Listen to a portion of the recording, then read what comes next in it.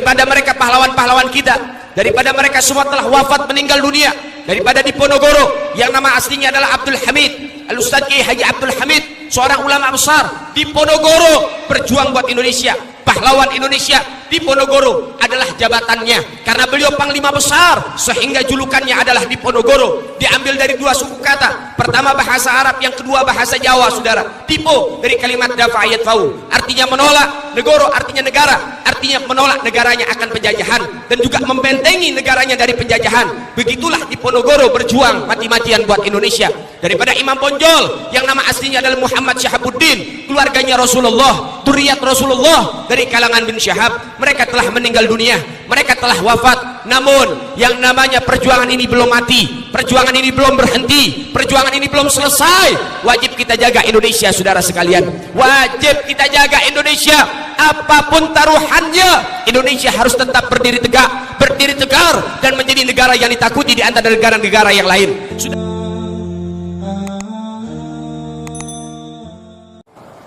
Assalamualaikum warahmatullahi wabarakatuh.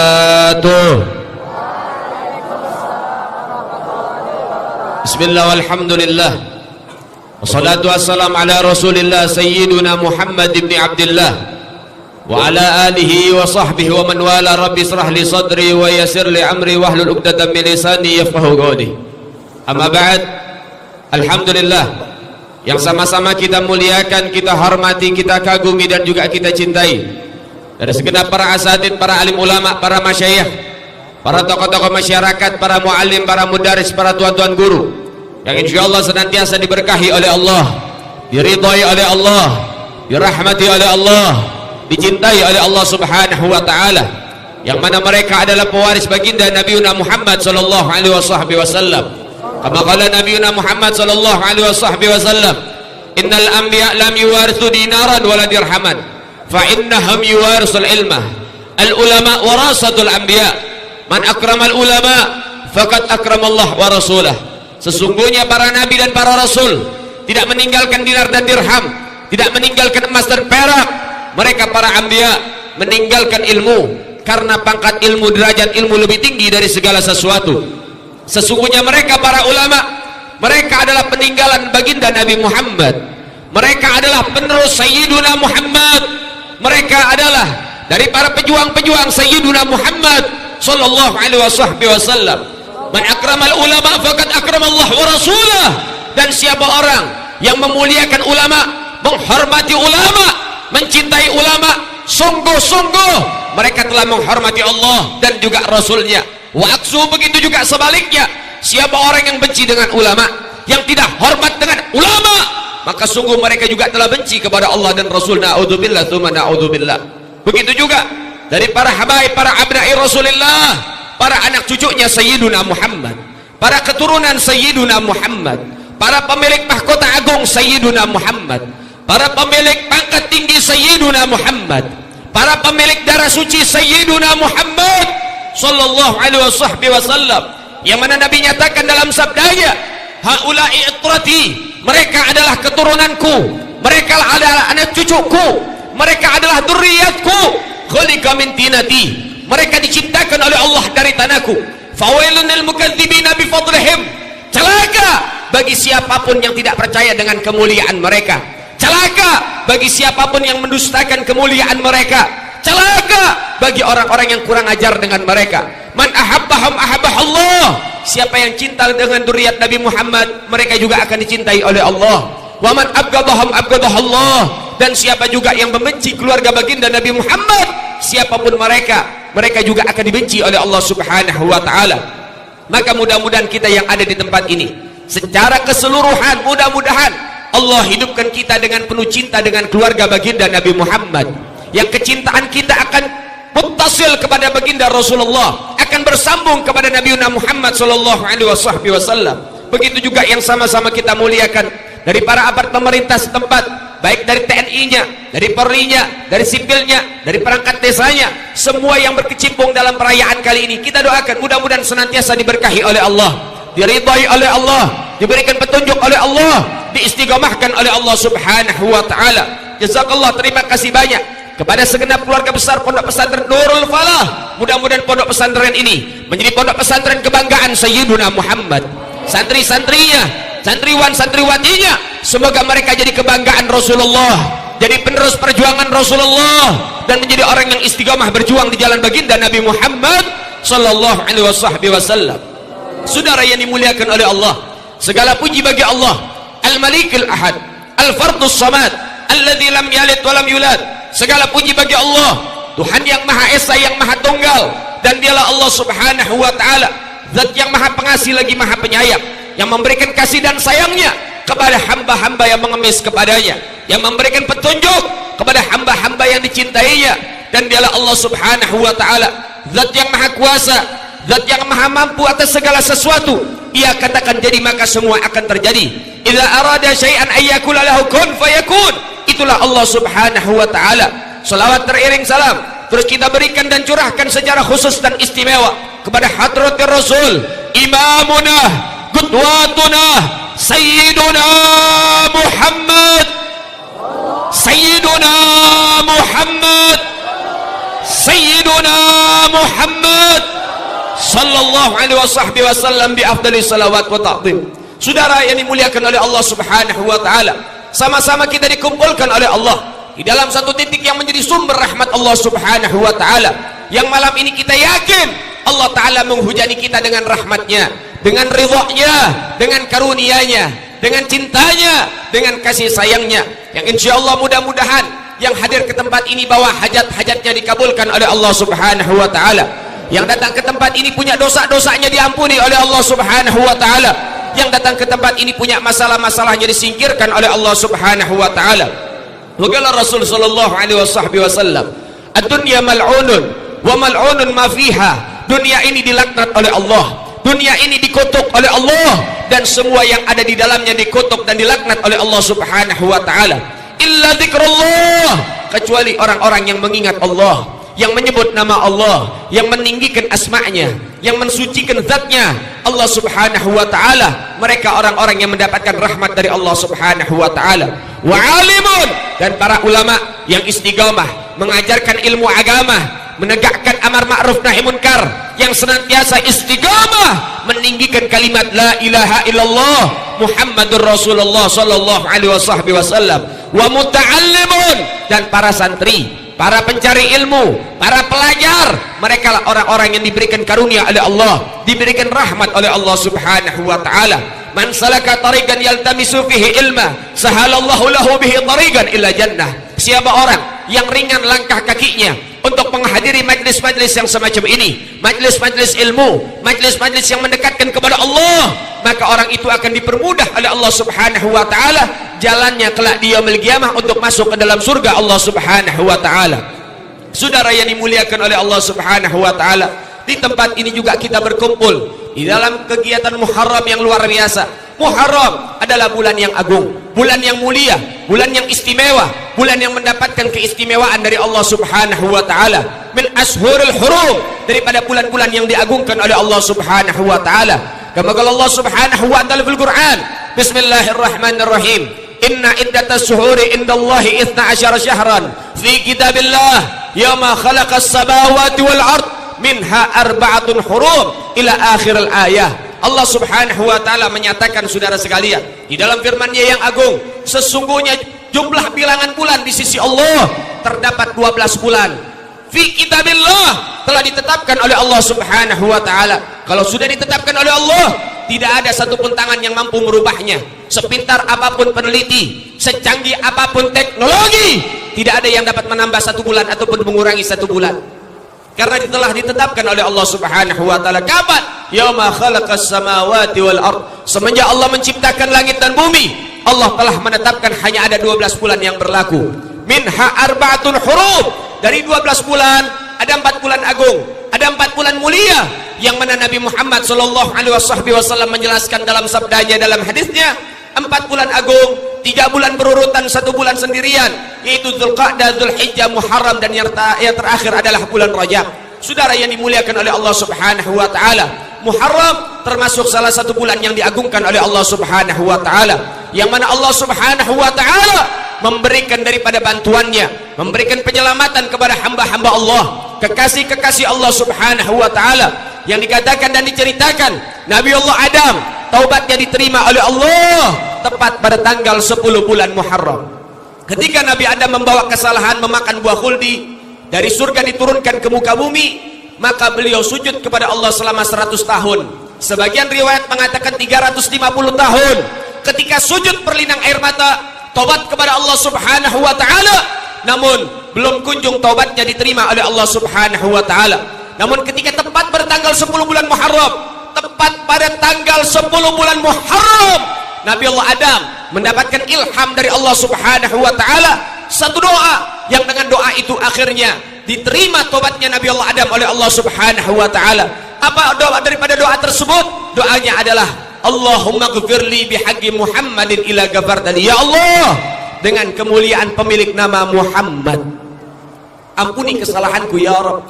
Nabi Allah Adam bertawassul dengan Rasulullah sehingga tobatnya diterima oleh Allah subhanahu wa ta'ala. Coba anda bayangkan saudara-saudara sekalian, satu kesalahan, satu dosa ditebus dengan 100 tahun sujud, belum kunjung tobatnya diterima oleh Allah subhanahu wa ta'ala.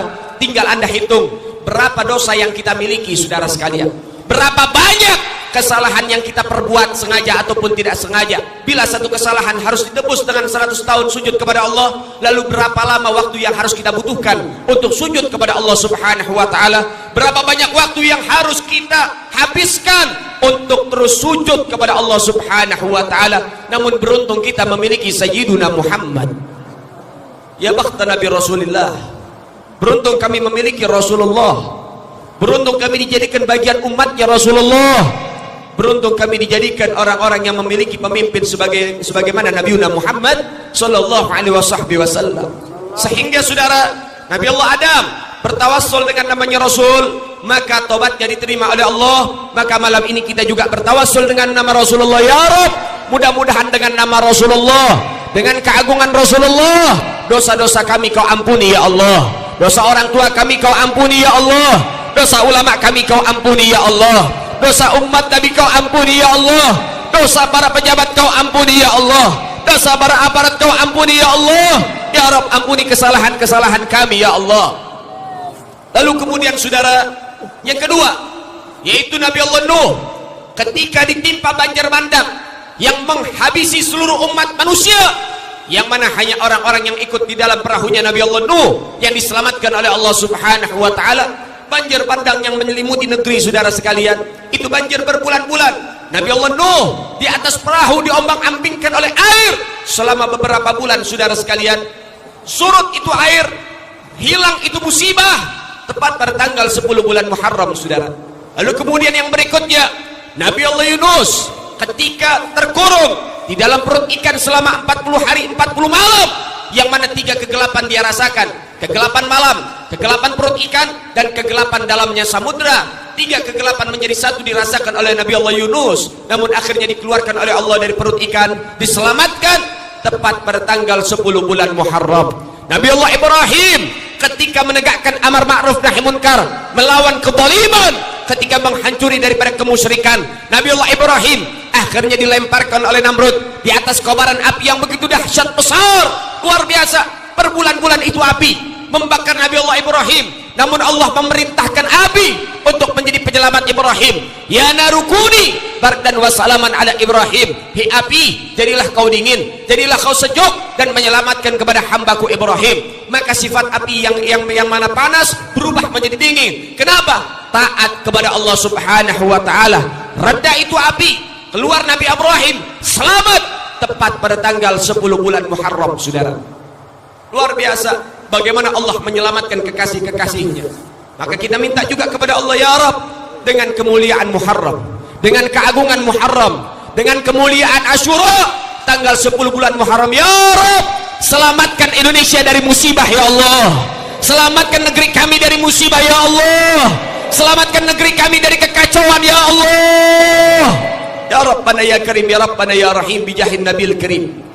Saudara yang dimuliakan oleh Allah subhanahu wa ta'ala, namun ada perintah dari Allah subhanahu wa ta'ala di dalam kelanjutan ayat tersebut.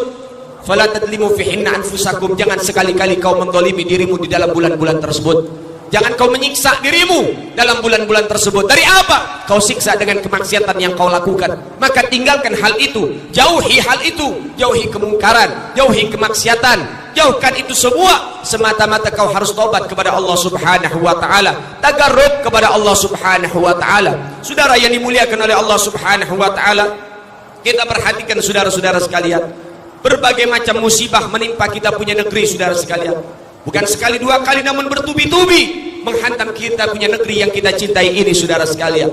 Sehingga haruslah diingatkan ada di tempat ini akan firman Allah Subhanahu wa taala yang Allah nyatakan dalam firman-Nya, "Wa ma asabakum bimusibatin fabimat kasabat aydikum." Dan adapun musibah yang menimpa kepada kalian, itu semua atas ulah tangan-tangan kalian sendiri. Tangan-tangan kita yang membuat musibah itu datang ke dalam negeri kita.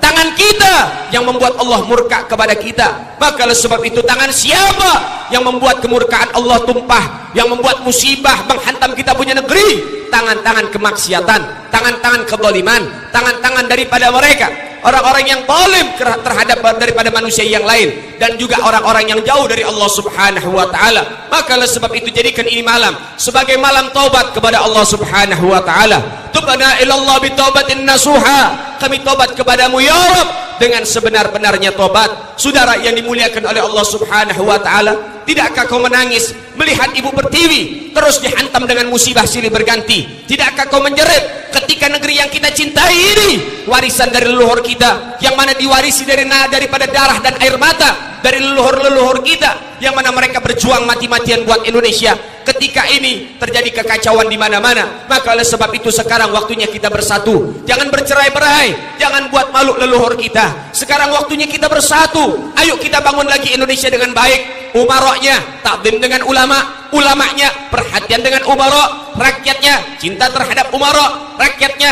cinta terhadap ulama, patuh terhadap ulama. Sehingga ketika terjadi keharmonisan, saudara sekalian, terjadi daripada kebersamaan, umaroknya bakti sama ulama, umaroknya cinta sama ulama, umaroknya taat sama ulama, umaroknya betul-betul cinta sama ulama, insya Allah negerinya bakal makmur, saudara sekalian. Tapi kalau umaroknya jahat sama ulama, umaroknya zalim sama ulama, umaroknya zalim terhadap rakyat, maka jangan harap kau mendapatkan daripada keberkahan, dan jangan harap kau mendapatkan daripada kebahagiaan dan ketenangan di dalam negeri-negeri kalian. Ketika para ulama, ketika mereka para orang-orang pewaris-pewaris Rasulullah, mereka mulai dikriminalisasi dan lain sebagainya. Namun insya Allah mudah-mudahan hal itu akan sirna dari Indonesia, dan insya Allah Indonesia akan harmonis kembali, saudara sekalian. Saudara-saudara yang dimuliakan oleh Allah Subhanahu wa taala, saudara, Indonesia ini ada, merdeka bisa kita rasakan itu atas perjuangan daripada kebersatuan kita, daripada kebersamaan kita. Semua rakyat bersatu, dikomandokan oleh para ulama, sehingga akhirnya leluhur kita bisa sukses mendapatkan kemerdekaan, saudara. Kemerdekaan Indonesia tidak terlepas dari jasa para ulama, tidak terlepas dari jasa para santri, tidak terlepas dari jasa orang-orang yang cinta dengan negeri, saudara sekalian, yang berjuang habis-habisan, berjuang mati-matian, jatuh bangun, keluar masuk hutan. Mereka backgroundnya adalah para ulama. Kita nggak boleh buta akan sejarah, kita tidak boleh bodoh akan sejarah. Kita rakyat Indonesia harus tahu betul daripada sejarah Indonesia. Merdeka kita bisa rasakan atas perjuangan siapa, atas kerja keras siapa, atas pengorbanan siapa. Ternyata sejarah mencatat dengan tinta emas, saudara sekalian, dengan tinta keabadian. Apa kata sejarah, saudara-saudara sekalian? Lihat berbagai macam para pejuang-pejuang kita, ternyata background mereka adalah seorang ulama-ulama yang hebat, saudara. Jenderal Sudirman, seorang jenderal yang tangguh, seorang jenderal yang begitu hebat, seorang jenderal yang berjuang dengan tegar, dengan sabar, dengan begitu mantap, saudara sekalian. Ternyata Jenderal Sudirman adalah sosok kiai, ada dari Jogja, saudara. Jenderal Sudirman kiai, Jenderal Sudirman muallim, Jenderal Sudirman adalah seorang pejuang, saudara sekalian. Di Jogja, Jenderal Sudirman setiap hari mengajar anak-anak kecil untuk memperkenalkan huruf hijaiyah supaya bisa membaca kalam Allah Al-Quranul Karim. Pagi dan sore mengajarkan kaum bapak dan kaum ibu di dalam ilmu fikih, ilmu hadis, ilmu tafsir, dan ilmu-ilmu yang lain dalam bidang agama, saudara. Jenderal Sudirman adalah kiai besar dari Jogja, saudara sekalian. Sehingga lihat bagaimana wasiat Jenderal Sudirman, bagaimana rahasia Jenderal Sudirman. sehingga bisa meraih kemerdekaan. Beliau mengatakan, saya mendapatkan kemenangan atas perjuangan ini, mendapatkan keberhasilan atas perjuangan ini karena 3 jimat yang saya simpan dan saya amalkan. Yang pertama, saya tidak pernah meninggalkan sholat. Ketika masuk waktu sholat, saya langsung mengerjakan sholat secara berjamaah. Itu jimatnya Jenderal Sudirman mendapatkan kesuksesan, saudara. Yang kedua, aku tidak pernah batal wudhu. Kalau aku batal, aku langsung berwudhu lagi. Nggak tunggu pengen sholat, nggak tunggu waktu sholat. Wudhu saya batal, saya langsung berwudhu. Sehingga saya punya asisten pribadi yang kerjaannya bawa kendi isinya air yang suci. Ketika saya batal, maka asisten akan mengeluarkan air tersebut, saya akan berwudhu. Yang ketiga, saya tidak pernah lepas dari zikir jalalah. La ilaha illallah, la ilaha illallah, la ilaha illallah. Zikir itu saya kumandangkan, zikir itu saya lantunkan, zikir itu saya sebutkan semata-mata karena saya mengharap bantuan dari Allah Subhanahu wa taala. Sehingga saudara, dengan 3 jimat ini menunjukkan bagaimana identitas Jenderal Sudirman. Tidaklah mungkin Jenderal Sudirman tahu akan hal ini kecuali Jenderal Sudirman adalah sosok kiai, saudara sekalian. Kenapa? Karena ketiga khasiat ini, ketiga poin penting ini semua tercatat di dalam kitab-kitab salaf kita, saudara. Jenderal Sudirman adalah sosok ulama, itu harus dicatat, saudara. Seorang jenderal yang tangguh, seorang panglima perang, ternyata ulama besar yang dimiliki oleh Indonesia, saudara. Yang kedua, Kapiten Patimura. Siapa dia? Dia adalah pejuang Indonesia, pahlawan Indonesia. Nama aslinya Kiai Haji Ahmad Lusi. Kiai Haji Ahmad Lusi dari Maluku, Indonesia bagian timur. Punya pesantren, saudara. Masuk seruan jihad, gak ngumpet di pesantren, saudara. Dia keluar sama santri-santrinya, berjuang mati-matian semata-mata menegakkan amar ma'ruf nahi munkar, merebut kemerdekaan dari tangan penjajah, sampai Kapiten Patimura harus tewas di tiang gantungan, saudara. Ternyata Kapiten Patimura adalah sosok ulama besar yang dimiliki Indonesia, saudara. Namun ada beberapa pembohongan sejarah yang ada di buku-buku sejarah, di formal-formal, saudara. Tingkat SD, SMP, SMA, sampai daripada tingkat universitas, yang mana nama Kapiten Patimura dirubah, saudara sekalian. Dirubah menjadi Thomas Matulesi. Padahal sejarah mencatat masih disimpan ada di Maluku. Ternyata, saudara, nama aslinya adalah Kiai Haji Ahmad Lusi dari Maluku, Indonesia bagian timur, saudara. Alhamdulillah, para ulama kita berjuang, saudara.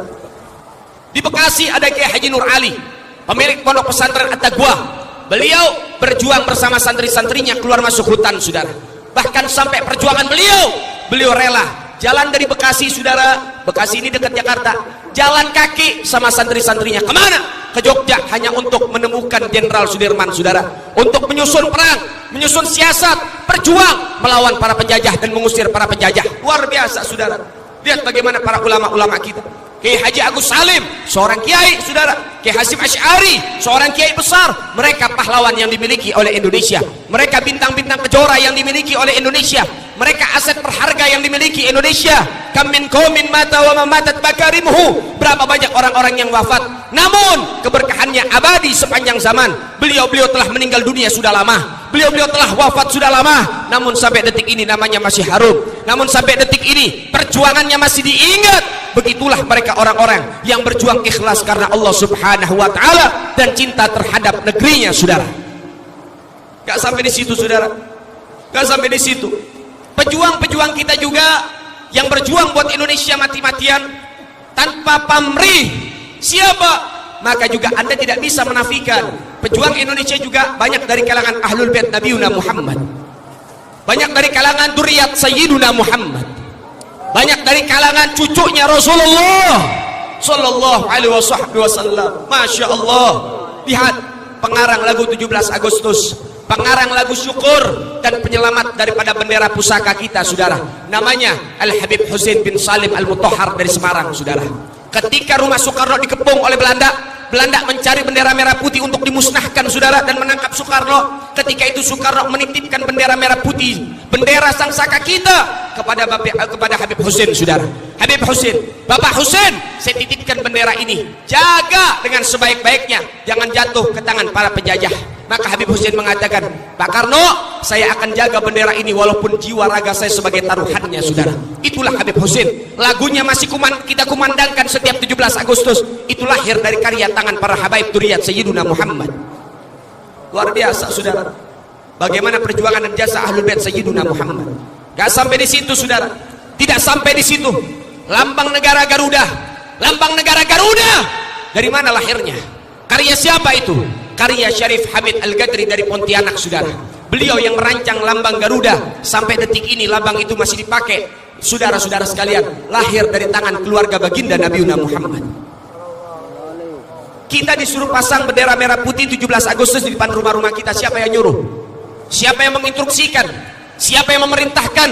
Sejarah mencatat saudara, yang nyuruh, yang memerintahkan kita meninggikan bendera merah putih itu lahir dari fatwa keluarganya Rasulullah, Ahlul Bait Nabi Muhammad, Duriyat Sayyiduna Muhammad, namanya Al-Habib Ali bin Abdurrahman Al-Habsyi Kuitang saudara. Habib Ali bin Abdurrahman Al-Habsyi Kuitang yang memberikan fatwa ketika Soekarno telah membacakan teks proklamasi tepat pada hari Jumat saudara. Setelah itu ada beberapa murid-murid Habib Ali Habsyi Kuitang. Habib Ali Habsyi ini gurunya Soekarno. Soekarno sebelum membaca teks proklamasi, beliau itu datang ke ulama-ulama termasuk kepada Kiai Hasyim Asy'ari dan terakhir kepada Habib Ali Habsyi. Tinggal di Kuitang 2 bulan saudara. Soekarno belajar pakai sarung di tempat Habib Ali Habsyi, ngaji dan lain sebagainya itu di tempat Habib Ali Habsyi. Al-Habib Ali Al-Habsyi ini guru daripada Pak Karno saudara. Tanya dan lain sebagainya, sharing musyawarah begitu saudara. Ini Soekarno ini mengajarkan kepada umarok sekarang, mengajarkan kepada pejabat sekarang, ada apa-apa libatkan ulama, ada apa-apa musyawarah sama ulama, jangan main langsung mengetok palu gitu saja saudara. Libatkan para ulama, tanya dengan para ulama, musyawarah dengan mereka, sehingga insya Allah akan mendapatkan keberkahan dari hasil keputusannya saudara. Sehingga ketika murid-murid daripada Habib Ali Habsyi yang menyaksikan Pak Karno mendeklarasikan bahwasannya Indonesia telah merdeka, lapor kepada Habib Ali Habsyi, Habib, Indonesia telah merdeka. Pak Karno baru saja mendeklarasikan bahwasannya Indonesia telah merdeka. Maka Habib Ali Habsyi yang tepat ba'dal Jumat, setelah habis sholat Jumat, beliau mengatakan, mulai saat ini wajib bagi setiap rakyat Indonesia mengibarkan bendera merah putih setinggi-tingginya di depan rumah-rumah Anda, di depan rumah masyarakat. Wajib kita kibarkan bendera merah putih menunjukkan Indonesia telah merdeka saudara. Masya Allah, alhamdulillah. Ternyata mereka para habaib punya jasa besar di dalam perjuangan Indonesia saudara. Mereka ikut turun, ikut terjun. Saya punya kakek Habib Salim Jindan mendengarkan fatwa ini, yang mana Habib Salim Jindan termasuk daripada murid daripada Al-Habib Ali Al-Habsyi, dan juga Habib Salim Jindan termasuk gurunya Bung Karno saudara. Habib Salim Jindan keluar dari rumah beliau mengenakan imamah berwarna merah, jubah berwarna putih, dan beliau mengatakan, masyarakat, sekarang kumpul dan kau pasang bendera merah putih di depan rumah-rumah Anda. Sekarang Indonesia telah merdeka. Begitulah peranan para ulama kita saudara. Luar biasa, sungguh hebat. Bagaimana di saat itu para pejuang-pejuang kita, baik dari militernya, baik dari umaroknya, para ulamanya, rakyatnya bersatu, sehingga akhirnya Allah berikan kado dan hadiah daripada kemerdekaan dan keberhasilan saudara. Bagaimana Indonesia memiliki jiwa-jiwa patriot yang tinggi, jiwa-jiwa perjuangan yang tinggi, sehingga mati 1 tumbuh 1000 saudara. Betul, mereka para pejuang kita telah tiada, mereka telah meninggal dunia. Daripada mereka pahlawan-pahlawan kita, daripada mereka semua telah wafat meninggal dunia. Daripada di Ponorogo yang nama aslinya adalah Abdul Hamid, Al-Ustadz Kiai Haji Abdul Hamid, seorang ulama besar di Ponorogo, berjuang buat Indonesia, pahlawan Indonesia. Di Ponorogo adalah jabatannya, karena beliau panglima besar, sehingga julukannya adalah di Ponorogo. Diambil dari 2 suku kata, pertama bahasa Arab, yang kedua bahasa Jawa saudara. Tipo dari kalimat dafa'ayat fau, artinya menolak, negoro artinya negara, artinya menolak negaranya akan penjajahan dan juga membentengi negaranya dari penjajahan. Begitulah di Ponorogo berjuang mati-matian buat Indonesia. Daripada Imam Bonjol yang nama aslinya adalah Muhammad Syahabuddin, keluarganya Rasulullah, duriyat Rasulullah dari kalangan bin Syahab, mereka telah meninggal dunia, mereka telah wafat. Namun yang namanya perjuangan ini belum mati, perjuangan ini belum berhenti, perjuangan ini belum selesai. Wajib kita jaga Indonesia saudara sekalian, wajib kita jaga Indonesia. Apapun taruhannya, Indonesia harus tetap berdiri tegak, berdiri tegar, dan menjadi negara yang ditakuti di antara negara-negara yang lain. Saudara yang dimuliakan oleh Allah Subhanahu wa taala, lihat bagaimana mereka perjuangan para ulama kita. Wala tahsabanna alladziina qutilu fi sabilillahi amwata, bal ahya'u inda rabbihim yurzaqun. Allah nyatakan dalam firman-Nya, jangan sekali-kali kau berpikir orang-orang yang meninggal di jalan Allah mereka meninggal begitu saja. Tidak saudara sekalian, bal ahya'u inda rabbihim yurzaqun, akan tetapi mereka tetap hidup abadi di sisi Tuhan mereka dan diberikan rezeki yang khusus oleh Allah Subhanahu wa taala. Arwahnya Wali Songo, arwah di Ponorogo, arwah Imam Bonjol, arwah daripada Jenderal Sudirman, arwahnya Kapiten Patimura, arwah Cut Nyahdin, arwah pahlawan-pahlawan kita masih mengelilingi Indonesia saudara, masih memonitor Indonesia, masih menyaksikan Indonesia. Mereka nggak rela Indonesia dilecehkan saudara, mereka nggak rela Indonesia hancur saudara. Maka oleh sebab itu ayo teruskan perjuangan mereka, jangan sia-siakan darah suci mereka yang telah tumpah buat Indonesia. Ayo, amanah perjuangan telah sampai ada di atas pundak Anda, tongkat estafet perjuangan telah sampai di tangan-tangan Anda. Mau tidak mau, siap tidak siap, mampu tidak mampu, suka tidak suka, bisa tidak bisa, teruskan perjuangan ini sampai tetes darah penghabisan saudara. Saudara yang dimuliakan oleh Allah Subhanahu wa taala, tadi saya katakan Indonesia ini negeri pejuang, negeri pahlawan. Masih banyak pejuang-pejuang yang masih hidup, mati satu tumbuh seribu. Ketika mereka para pejuang yang dahulu telah meninggal dunia, timbul pejuang-pejuang baru, generasi terus menerus akan terus ada melanjutkan perjuangan leluhur kita. Ketika mereka telah tiada, masih ada daripada pahlawan-pahlawan kita. Kita nggak bisa menafikan saudara sekalian, salah satu pahlawan yang saat ini masih hidup dan saya sebagai saksi perjuangannya, saya sebagai saksi daripada pengorbanannya, perjuangannya nyata dan terasa. Pahlawan kita yang masih hidup namanya adalah Al-Habib Muhammad Rizik bin Hussein bin Syihab, pejuang Indonesia, pahlawan Indonesia yang kita banggakan saudara sekalian. Masya Allah, rindu sama Habib Rizik, rindu sama Habib Rizik, rindu sama Habib Rizik. Yakin beliau pejuang, yakin beliau pejuang, yakin beliau pejuang. Semua angkat tangannya, takbir, takbir, Allahu Akbar, Allahu Akbar, sallu ala Muhammad. Saudara yang dimuliakan oleh Allah Subhanahu wa taala, Bung Tomo mengatakan saudara, kalau tidak ada kalimat merdeka dan kalimat takbir, aku tidak tahu bagaimana cara membangkitkan semangat anak-anak muda saudara. Ternyata dari zaman dulu diakui kalimat takbir yang mengantarkan daripada perjuangan Indonesia sampai dalam puncak kesuksesan saudara. Dengan kalimat takbir itulah Indonesia bisa merebut kemerdekaan saudara sekalian. Dengan kalimat takbir itulah yang mengantarkan Indonesia dapat merebut kemerdekaan dari tangan penjajah saudara. Maka oleh sebab itu saya katakan dari saat ini, jangan pernah tahan lisanmu di dalam bertakbir di jalan Allah Subhanahu wa taala. Jangan tahan lisanmu ketika menyuarakan takbir. Jangan pernah tahan lisanmu untuk menyuarakan takbir. Jangan tahan lisanmu untuk meninggikan takbir. Jangan tahan lisanmu untuk menggemakan takbir. Jangan tahan lisanmu untuk meninggikan kalimat Allahu Akbar, Allahu Akbar, Allahu Akbar, sallu ala Muhammad. Luar biasa saudara yang dimuliakan oleh Allah Subhanahu wa taala. Saya bukan orang FPI saudara, saya bukan termasuk keluarga besar FPI saudara, tapi saya cinta mati sama FPI saudara. Kenapa? Karena betul-betul nyata dan terasa bahwasannya bagaimana perjuangan FPI buat Indonesia nyata dan terasa saudara. Ketika tsunami ada di Aceh saudara, FPI tumpah ke Aceh membantu daripada kawan-kawan dan saudara-saudara kita yang tertimpa musibah saudara. Dari TNI membantu, dari polisinya membantu, dari Satpol PP-nya membantu, bahkan dari negara-negara lain membantu saudara. Namun laskar FPI yang tidak diliput oleh media, yang tidak pernah kesentuh media, ternyata saudara sejarah mencatat, masih tercatat di dalam buku dan arsip FPI saudara sekalian, dan juga di dalam arsip-arsip yang lain saudara, bahwasannya ketika terjadi tsunami di Aceh yang menghabiskan ratusan ribu nyawa, ternyata saudara sekalian laskar FPI yang jumlahnya 1.300 orang dipimpin oleh Habib Rizik selama 6 bulan saudara, ternyata berhasil mengevakuasi 100.000 mayat saudara. Dan itu nggak diliput oleh media saudara, dan itu tidak tercium oleh media. Begitulah daripada sepak terjang FPI saudara. Jadi kalau misalnya FPI dibubarkan, FPI nggak rugi saudara. Kalau FPI dilarang dan lain sebagainya, FPI nggak rugi. Beban mereka enteng saudara. Kenapa? Amanah telah terlepas. Namun yang rugi Indonesia saudara, yang rugi rakyat. Karena akhirnya apa? Kita kekurangan tenaga-tenaga yang lillah wa fillah untuk berjuang buat Indonesia saudara sekalian. Maka oleh sebab itu jangan termakan media. Kejadian di Jogja, kejadian gempa di mana-mana, Merapi di mana-mana, Puting Beliung dan lain sebagainya, Padang dan lain sebagainya, dari Sabang sampai Merauke, FPI tidak pernah absen di dalam membantu mengevakuasi saudara, membantu membangun rumah-rumah warga, membantu mereka semua, tidak pernah absen. FPI berjuang mati-matian, saudara sekalian. Luar biasa, dan tidak tersentuh oleh media, tidak tercium oleh media, dan tidak pernah diungkap oleh media, saudara. Kenapa? Karena FPI berjuang dari hati nurani, bukan untuk popularitas, bukan untuk sekedar pencitraan, saudara. Maka oleh sebab itu, saudara yang dimuliakan oleh Allah Subhanahu wa taala, untuk Indonesia punya FPI dan punya Habib Rizik, saudara. Maka kita doakan mudah-mudahan Allah taala memberkahi FPI, saudara. Dan Allah taala memberkahi ormas-ormas Islam yang lain, saudara.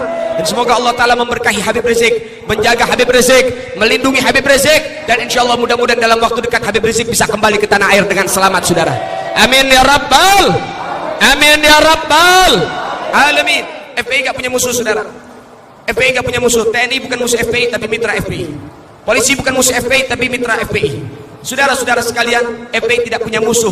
Musuh FPI hanya kemaksiatan dan kemungkaran, saudara. Itulah musuh FPI. Itulah musuh pebuyutan FPI, saudara. Kemaksiatan, kemungkaran, yang itu menjadi penyakit masyarakat, saudara. Artinya apa? Keberadaan FPI membantu perjuangan daripada bapak-bapak polisi dan juga TNI untuk memberikan yang terbaik buat Indonesia, saudara sekalian. Maka insya Allah mudah-mudahan tidak ada kesalahpahaman lagi. Dan ingat, saya bukan orang FPI, saya bukan keluarga besar FPI, tapi saya ini menjadi saksi perjuangan FPI, saudara. Maka oleh sebab itu, di sini harus diluruskan juga bahwasannya insya Allah Allah Ta'ala senantiasa memberkahi kepada seluruh penduduk daripada Indonesia dan rakyat Indonesia yang berjuang ikhlas buat Indonesia, siapapun mereka, apapun alma maternya, saudara, apapun ormasnya, apapun seragamnya. Ketika mereka rakyat Indonesia, mereka berjuang buat Indonesia. Kita doakan mudah-mudahan Indonesia ini dalam keadaan tenang, dalam keadaan tentram, dalam keadaan nyaman, dalam keadaan akur, dalam keadaan rukun. Kita pengen bangun lagi Indonesia menjadi Indonesia yang tangguh di mata dunia, saudara. Kita pengen bangkitin lagi nih yang namanya macan Asia. Kita pengen bangkitin lagi nih Raja Wali supaya tinggi. Garuda harus terbang tinggi, tidak ada yang boleh menjatuhkannya, saudara. Insyaallah mudah-mudahan Allah Ta'ala kasih berkah buat kita semua. Amin ya rabbal alamin. Saudara yang dimuliakan oleh Allah Subhanahu wa Ta'ala, itulah sejarah Indonesia yang tidak boleh kita lupakan, yang harus kita ingat baik-baik. Artinya, saudara, ayo ciptakan keharmonisan. Kita harus bersinergi, saling bahu membahu, saling sokong menyokong, saling bergandengan tangan. Semuanya, tidak ada yang boleh dipropaganda, tidak ada yang boleh dibenturkan satu sama lain. Kita bersaudara. Kalau kita tidak dipersaudarakan secara agama, kita dipersaudarakan secara negara, saudara. Artinya kita semua yang ada di Indonesia, apapun rasmu, sukumu, agamamu, kau Indonesia, aku Indonesia, kita semua adalah keluarga, saudara. Sampai sini paham gak kira-kira? Paham gak kira-kira? Maka ciptakan keharmonisan dengan baik, saudara. Ciptakan daripada kenyamanan dan kebersamaan dengan baik, yang insya Allah mudah-mudahan membawa keberkahan buat Indonesia. Amin ya rabbal. Saudara yang dimuliakan oleh Allah Subhanahu wa Ta'ala, begitu juga harus saya sampaikan, saudara, pentingnya pondok-pondok pesantren, saudara. Pentingnya daripada menjadi seorang santri dan seorang ulama. Jangan jauh-jauh dari ulama. Jangan jauh-jauh dari ulama, saudara. Dekat sama ulama. Kalau pengen berkah, yang dekat sama ulama. Nabi bilang, saudara-saudara sekalian, apa saya di zaman ala ummati, bakal datang satu zaman menimpa kepada umatku, yang mana umatku nanti akan jauh dari para ulama, benci sama ulama, gak demen hadir majlis taklim, gak demen hadir majlis-majlis ilmu, mereka akan jauh dari para ulama. Kemudian kalau sudah jauh apa? Allah kirim 3 macam musibah. Yang pertama, yarfa'ilul barakah min kasbim, Allah cabut berkah dari penghasilan mereka. Kerja banting tulang, kerja banting tulang, kerja di kantor iya, kerja sama orang iya, all shop iya, ojol iya, diborong semua pekerjaan. Utang numpuk, uang habis, saudara. Turun gaji, cuma numpang lewat di dompet, saudara. Habis gitu nggak kerasa, kenapa? Berkahnya dicabut sama Allah Ta'ala. Uang habis, utang belum habis. Nah itu tanda bahwasannya apa? Kita jauh sama ulama. Sekarang waktunya dekat sama ulama. Kemudian siksa yang kedua apa? Yursulullah sultanan zaliman. Allah kirim nanti pemimpin-pemimpin zalim, saudara. Dari berbagai macam aspek. Di rumah juga ada pemimpin, saudara. Bukan hanya di daerah desa, kampung dan lain sebagainya. Rumah kita juga punya pemimpin. Kullukum ra'in wa kullukum mas'ulun an ra'iyatih. Setiap diri kalian adalah pemimpin, dan setiap pemimpin akan diminta pertanggungjawaban oleh Allah Subhanahu wa Ta'ala. Kamu jauh dari ulama, suami bakal durhaka, suami bakal zalim, suami bakal bejat, saudara. Kamu jauh dari ulama, istri bakal bangkang. Kamu jadi jauh dari ulama, anak-anak bakal kurang ajar, saudara. Itu sudah jelas. Nabi bilang, suami adalah pemimpin bagi anak dan istrinya. Istri adalah pemimpin ketika suaminya di luar rumah, memimpin daripada kehormatan suami dan anak-anaknya. Anak pun akan menjadi pemimpin ketika dia ada seorang diri dan dia ada di luar rumah. Mereka semua akan menjadi pemimpin, saudara. Jangan jauh-jauh dari ulama. Kalau sudah jauh dari ulama, banyak kekacauan, berarti kita jauh dari ulama, saudara. Buru-buru dekat sama ulama, tobat kepada Allah Subhanahu wa ta'ala. Kalau nggak tobat juga, ada siksaan finishing terakhir di alam dunia, nanti dikubur ada lagi. Apa siksaan terakhir? Yakhrujuna minad dunya bighairi iman, mati nggak bawa iman, artinya mati dalam keadaan kafir, saudara. Naudzubillahi min. Masya Allah, hati-hati, dampaknya besar. Jauh dari ulama. Ibu, jangan bangga punya anak sarjana, Bu. Jangan. Oh, anak saya harus bisa jadi sarjana hukum. Anak saya bisa jadi sarjana ekonomi. Berapa banyak tuh tukang bohong sarjana hukum, Bu? Berapa banyak koruptor sarjana ekonomi, Bu? Jangan bangga. Bangga kalau punya anak ustad. Bangga kalau punya anak bisa ngaji. Bangga kalau punya anak bisa baca Quran. Bangga kalau punya anak bisa tahajud. Itunya harus kau bangga. Pondasikan anakmu dalam pondasi pertama apa? Tentang ilmu agama. Tapi ingat, bukan berarti oh ya udah jangan jadi sarjana. Salah. Orang Islam harus pintar, saudara. Orang Muslim harus pintar, harus bisa jadi sarjana hukum, sarjana ekonomi, harus ada dari kalangan orang Islam. Tapi ingat, jangan tinggalin ilmu agama. Didik buat mengenal daripada adab, akhlak. Didik untuk mengenal Rasulullah. Dekatkan sama ulama. Jangan jauhin dari ulama. Jangan batasin dia mencari ilmu agama Allah, jangan. Dukung dia, support dia untuk bisa dekat dengan para ulama. Ketika dia punya imannya kuat, ilmu agamanya mantap, dia jadi sarjana hukum, dia jadi lawyer, dia jadi pengacara, jujur di jalan Allah Subhanahu wa ta'ala. Dia mantan santri, dia pernah jadi santri, dia pernah jadi penuntut ilmu agama Allah, dia punya iman kuat, dia jadi sarjana ekonomi, dia nggak bakal korupsi, saudara. Pondasi pertama harus pondasi keagamaan. Tanamkan takut kepada Allah Subhanahu wa ta'ala. Kalau ibu menjauhkan anak-anak ibu dari para ulama, ibu jauhkan dari ilmu agama, ibu jauhkan dari majelis taklim, hati-hati, Bu, hati-hati. Sekarang ini kemungkaran di mana-mana, kehancuran di mana-mana, kebejatan dan kejahatan di mana-mana, kriminalitas terus meningkat di mana-mana, saudara. Baik, saya akan sebutkan beberapa kasus yang ada di Indonesia. Ibu dengarkan baik-baik, bapak dengarkan baik-baik, hati-hati. Ini kasus bahaya.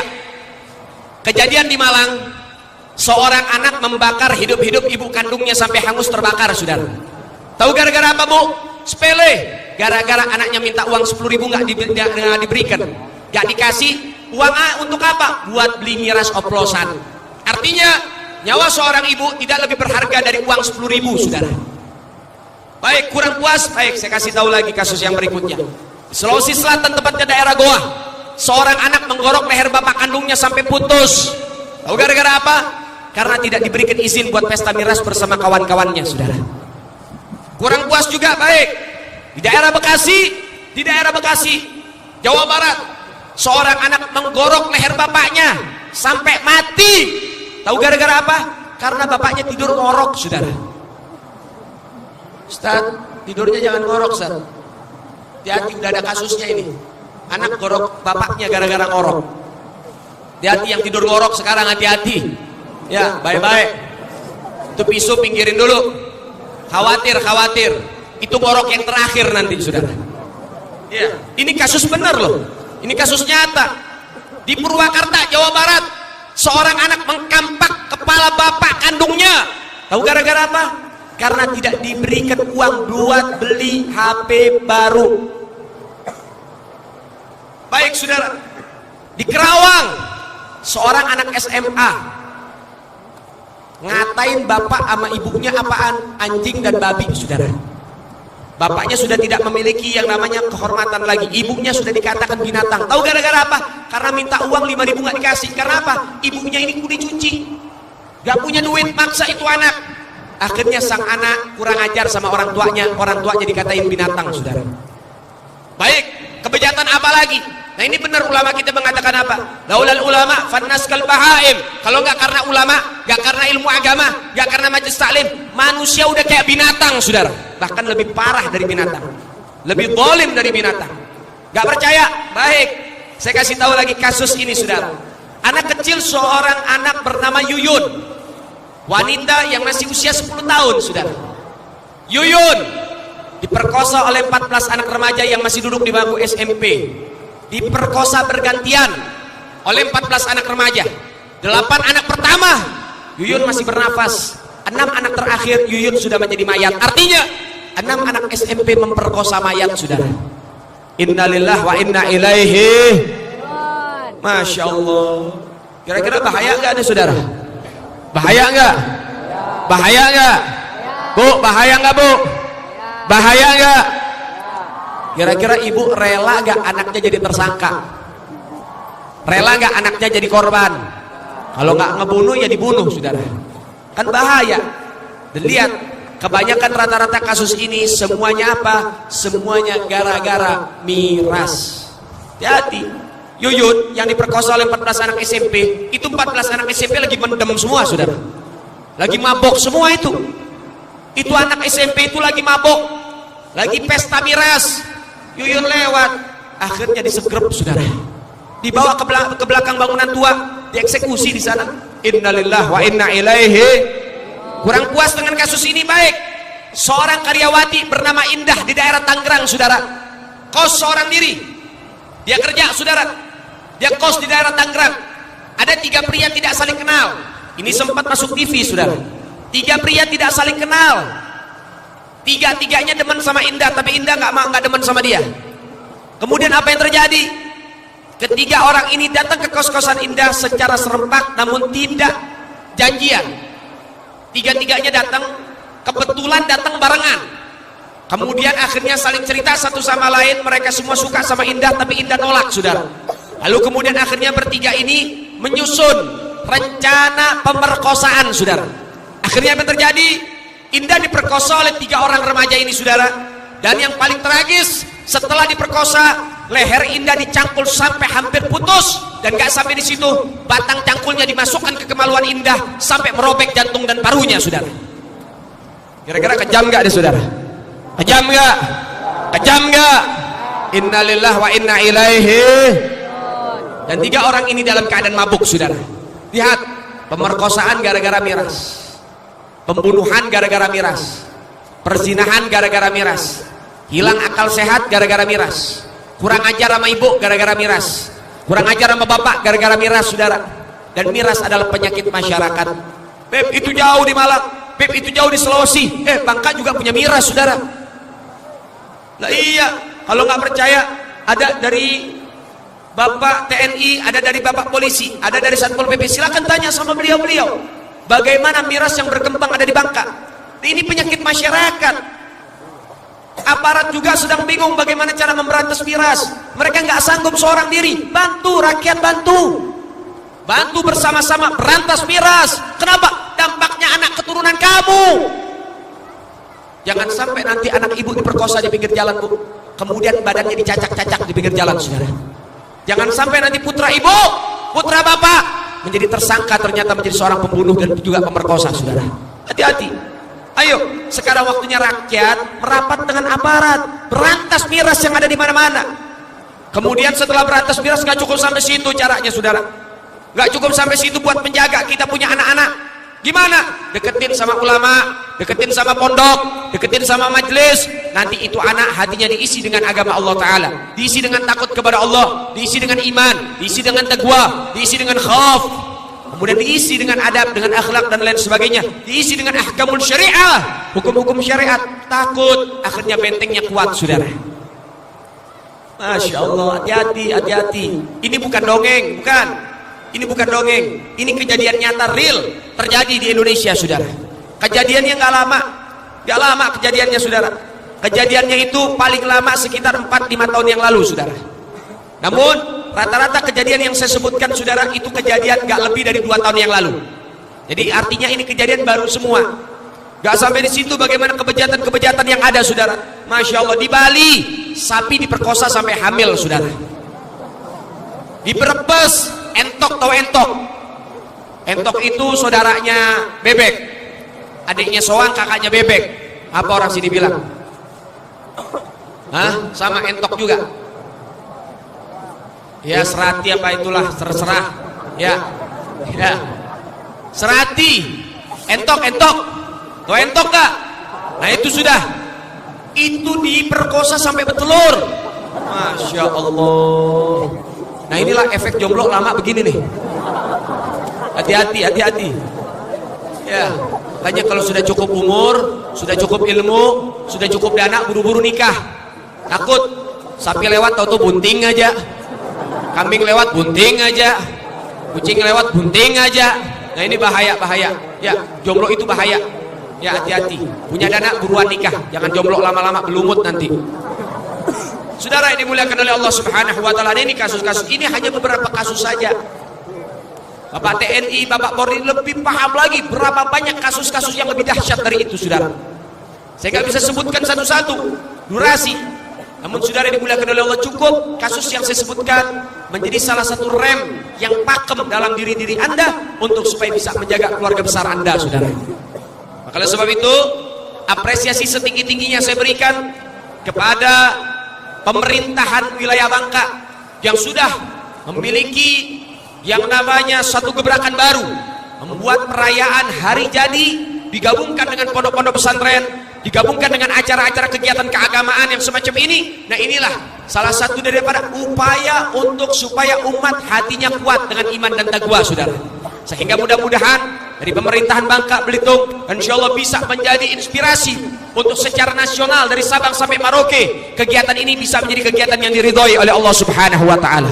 Insyaallah kedepannya akan meriah lagi, kedepannya akan lebih berkah lagi, kedepannya akan lebih besar lagi. Insyaallah mudah-mudahan ini bisa kita lestarikan sampai anak keturunan kita sampai yaumul qiyamah. Insyaallah, amin ya rabbal.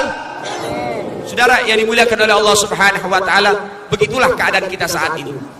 Maka dari poin pentingnya, saudara, pertama, jangan pernah melupakan sejarah. Jangan pernah meragukan bagaimana kecintaan zuriat Nabi dengan Indonesia. Jangan pernah kau ragukan dan kau pertanyakan bagaimana kecintaan kami dengan NKRI. Gak usah dipertanyakan lagi. Kenapa? Karena semua telah terbukti.